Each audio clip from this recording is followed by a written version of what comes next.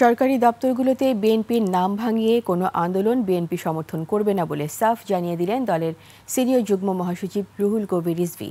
তিনি বলেছেন, দলে কেউ অনৈতিক কর্মকাণ্ডে জড়ালে কঠিন ব্যবস্থা নেওয়া হবে। মাহিলা ইসলামী report. Super fresh fortified soybean তেল, শুরু হোক হেলদি লাইফের জার্নি। নয়াপল্টনে পূজা উদযাপন ফ্রন্ট ঢাকা মহানগর আয়োজিত রথযাত্রা উপলক্ষে আলোচনা সভা। অনুষ্ঠানে যোগ দিয়ে বিএনপির সিনিয়র যুগ্ম মহাসচিব রুহুল কবির রিজভী বলেন, একটি সুবিধাবাদী চক্র বিএনপির নাম ভাঙিয়ে নানা অপকর্ম করছে।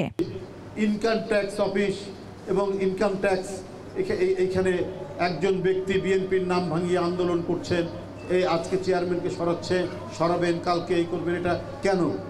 তাকে কে দায়িত্ব দিবে? আমি তো সিনিয়র যুগ্ম মহাসচিব, আমি তো জানি না। আপনি নিজেই বিএনপির নাম ভাঙিয়ে আপনি আন্দোলন শুরু করে দিলেন একটা অফিসে। সেখানে তো আমাদের আরও অনেক বিএনপির নেতৃবৃন্দ আছেন, তারা তো জানে না।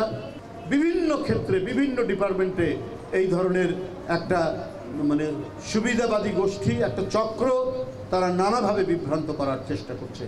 এদিকে জাতীয় প্রেস ক্লাবে এডুকেশন ডেভেলপমেন্ট ক্যাম্পেইনের আয়োজনে সভায় কথা বলেন বিএনপির আরেক নেতা জয়নুল আবদিন ফারুক। আমার মনে একটা শিক্ষা কমিশন হওয়া দরকার। বলেন, বিএনপি এমন একটি সরকার চায় যারা বিচার বিভাগ ও সাংবিধানিক প্রতিষ্ঠানগুলোর স্বাধীনতা নিশ্চিত করবে। সামনের দিকে যেন কোনো অবিচার না হয়, বিচার বিভাগ যেন স্বাধীনভাবে কাজ করতে পারে, সাংবিধানিক প্রতিষ্ঠানগুলো যেন স্বাধীনভাবে কাজ করতে পারে, সেদিকে লক্ষ্য রেখে এগিয়ে যাবেন।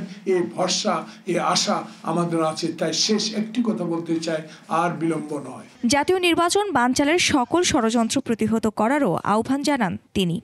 না যায় ষড়যন্ত্র যাতে আর না হয়, সেই ষড়যন্ত্রের বিরুদ্ধে সবাই ঐক্যবদ্ধ থাকবে। মাহিলা ইসলাম, 21 টেলিভিশন, ঢাকা।